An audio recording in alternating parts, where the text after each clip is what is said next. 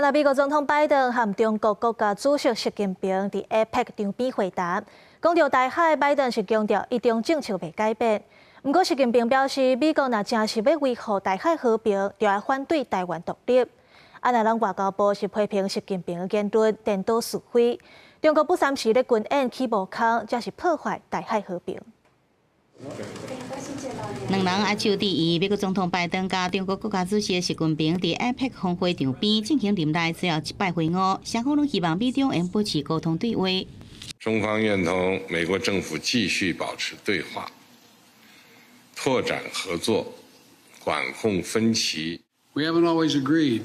but our conversations have always been candid and always been frank.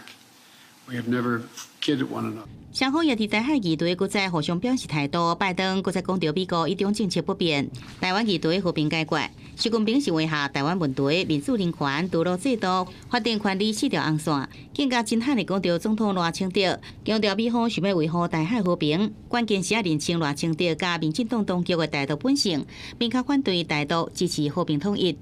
外交部也注意到，中方就本次会晤发布的新闻稿中，再度针对台湾及台美关系发表种种颠倒是非的谬论。中国持续在台湾周边进行军事挑衅行径，才是破坏区域和平稳定的最大祸源。那外交部强烈反击陆委会也讲，习近平言论甲事实无符合，而且调高对台美关系失限，呼吁北京当局应该务实面对两方客观现状的事实，放弃协必性的主张作为。 要去确保整个台海的一个和平，